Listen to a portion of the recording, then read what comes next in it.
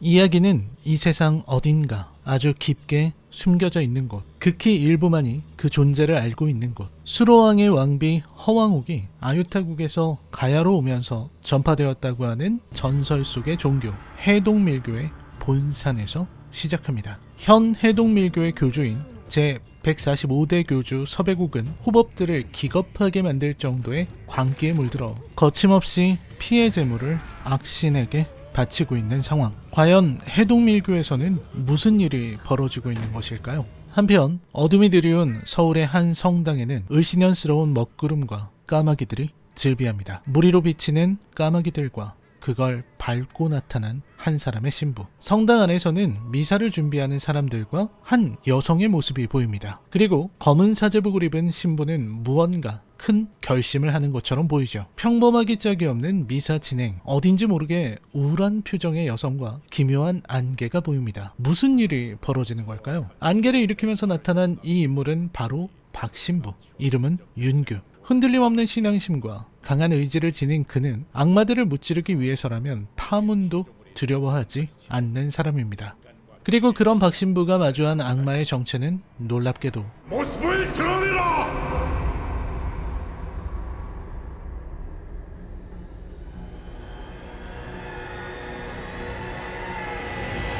대악마 아스타로트였습니다. 거대한 적, 지옥의 대악마를 앞에 두고도 박신부는 맞서 싸웁니다. 조금의 물러섬도 없는 박신부. 그러나 아스타로트는 박신부의 오라를 가볍게 무너뜨리는데 아스타로트는 박신부를 끝없이 조롱합니다.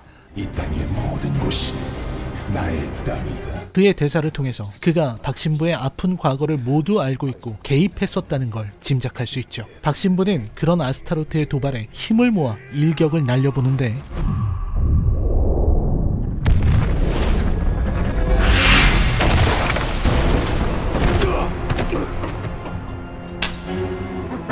역시 이 놈은 잊지 않았구나. 아스타로트는 멀쩡한 상태로 박신부의 목걸이를 들어올리죠. 분노한 박신부는 십자가를 손에 쥐고 자신의 최후의 힘을 쏟아냅니다. 천상의 빛이 어둠을 몰아내고 나의 등불 삼아 영원히 타오르리라!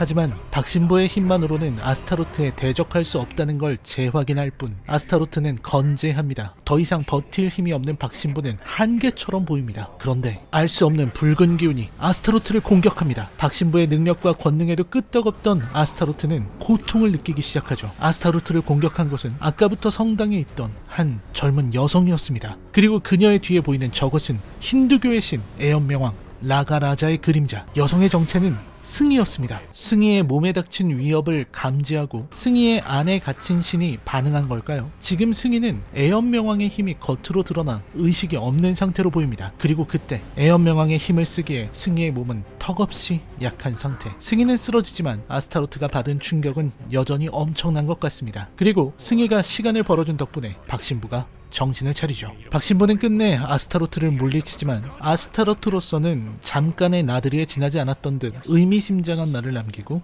사라지죠. 나약한 네 의지가 꺼져갈 때 우리 다시 만날 것이다.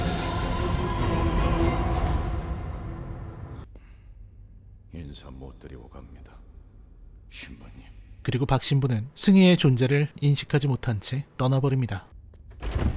상처 입은 몸을 추스르고 길을 재촉하는 박신부. 하지만 안타깝게도 마침 소나기가 내리는군요. 얄궂은 소나기를 피하기라도 할 겸 박신부는 근처 편의점에 들어가 캔커피를 마시며 잠시 휴식을 취합니다. 그런데 그때 박신부는 골목 구석에서 누군가가 자신을 뚫어지게 바라보고 있다는 것을 인식하는데 나타난 것은 바로 해동밀교의 장호법. 밀교의 수도승이 왜 박신부를 찾아왔을까요? 두 사람은 오래된 친구였습니다. 이야기하는 걸 들어보면 박신부가 의대를 다닐 때부터 알던 사이인 것 같습니다. 두 친구가 한 사람은 스님이 되고 한 사람은 신부가 되었으니 아이러니한 일이죠. 물론 한 사람은 그 정체도 신비로운 밀교의 호법이고 다른 한 사람은 파문당한 신부이니 더 공교로운 일 일입니다. 장호법은 10년 전부터 이적을 행한다는 신부의 이야기를 들어 알고 있었고 주시하고 있던 차였습니다. 그리고 지금은 도움을 청하러 온 것이죠. 해동밀교의 서교주의 행태는 더욱 지독해지고 있었습니다. 이제는 대놓고 산 사람을 제물로 바치려는 상황이죠. 이런 서교주의 광기에 호법들은 대항하려 하고 있습니다. 하지만 아무리 박신부라 해도 다른 종교의 일에 개입하는 것은 쉽지 않은 일이죠. 그렇기에 장호법이 부탁하는 건 서교주를 막아달라는 것이 아니었습니다. 한 아이를 데리고 있어주면 되네. 아이? 그래, 아주 총명한 아이일세.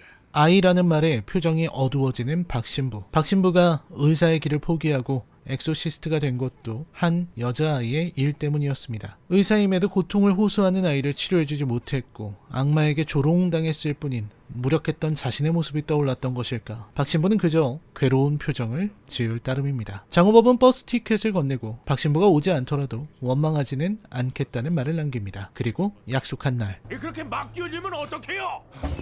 기사님 죄송합니다.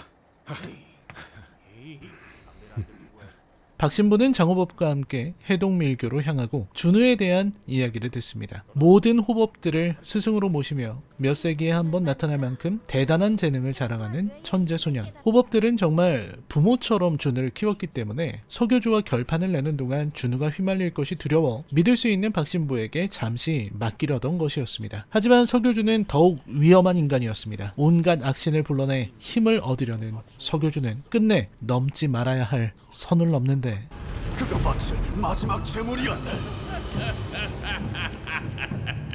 아흐를 뒤에는 해동밀교의 모든 것 미래를 바치겠나이다. 부디 그 미래를 그릇 삼아 이 땅에 강림하시어 제게 힘을 주시옵소서. 서교주가 말하던 그 해동밀교의 미래, 그것이 무엇을 의미하겠는가? 서교주가 바치려는 마지막 제물은 다름 아닌 준우였습니다. 그리고 그때 준우를 덮치는 무언가.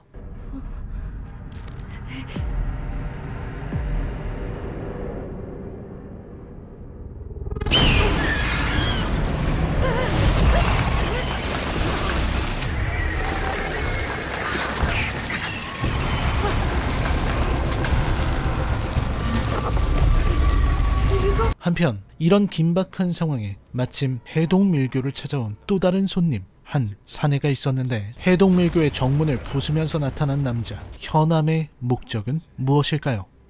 네, 이 작품은 이우혁 작가의 데뷔작이자 무려 1000만 권의 판매량을 올린 한국 오컬트 소설의 정점 퇴마록을 원작으로 한 2025년판 새로운 퇴마록입니다. 로커스 애니메이션 스튜디오의 수려한 작화와 제작진이 지닌 퇴마록에 대한 사랑이 어우러진 작품으로 작가 이우혁의 인증을 받은 애니메이션이기도 하죠. 일단 이 작품을 먼저 본 사람으로서 본격적인 리뷰에 앞서 간단히 소감을 말씀드리자면, 저는 우선 이것은 퇴마록이다 라고 강하게 말씀하신 원작자 이우혁 작가님의 의견에 공감했습니다. 그렇게 생각한 이유에는 원작의 재현도가 훌륭하다는 점을 들 수 있겠죠. 우리는 이미 퇴마록이면서 전혀 퇴마록 같지 않은 작품을 한번 경험했기 때문에 원작에 충실한가 하는 물음이 최우선적으로 들 수밖에 없습니다. 이번 작품은 우선 원작의 비기닝인 하늘이 불타던 날을 충실하게 재현했습니다. 물론 세세한 부분은 달라요. 스포일러라 말씀드리기는 어렵지만 바뀐 부분들은 분명히 있습니다.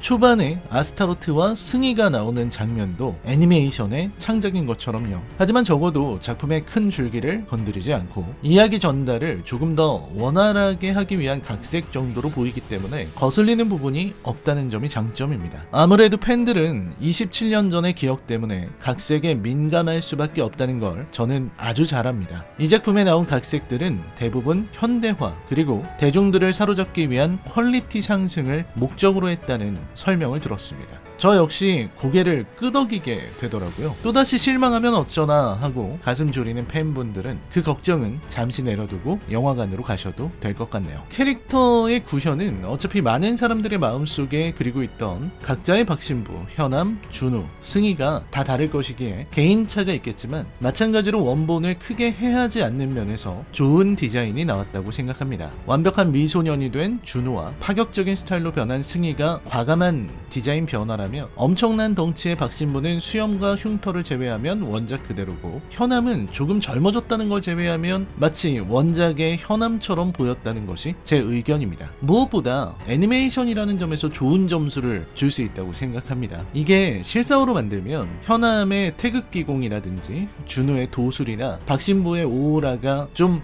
유치하게 보일 수 있는데 아예 애니메이션으로 제작하니까 그들의 초자연적인 능력을 아주 자연스럽게 묘사할 수 있더라고요. 재미있는 작품이라는 건 분명합니다. 이유혁 작가나 로커스 제작진이 자신감을 가지는 이유도 엿볼 수 있어요. 거기에 애니메이션의 퀄리티가 압도적입니다. 솔직히 말해서 국내의 어떤 애니메이션도 이 정도 퀄리티가 나오는 걸 보지 못했고 이 정도 수준이면 세계 어디에 내놔도 꿀리지 않는다고 생각합니다. 이 부분은 제 리뷰에서 본격적으로 다룰 예정인데 이 작품은 순수하게 애니메이션으로만 봐도 지금껏 한국 애니메이션을 애타게 기다린 이들에게 새로운 이정표가 될 수 있는 작품입니다. 러닝타임이 86분으로 꽤 짧은 편인데요. 아마 이 작품이 비기닝에 해당하기 때문에 제 생각에는 차기작에 힘을 더 집중하기 위해서 이번 작품은 짧고 굵게 가려는 게 아닌가 싶습니다. 이 세상에 완벽한 작품은 찾기 힘들죠. 퇴마록 역시 한술에 배부를 수 없고 아쉬운 부분도 물론 존재합니다. 하지만 퇴마록의 팬들이 영화관을 찾아야 할 이유는 충분한 것 같아요. 30년의 기다림,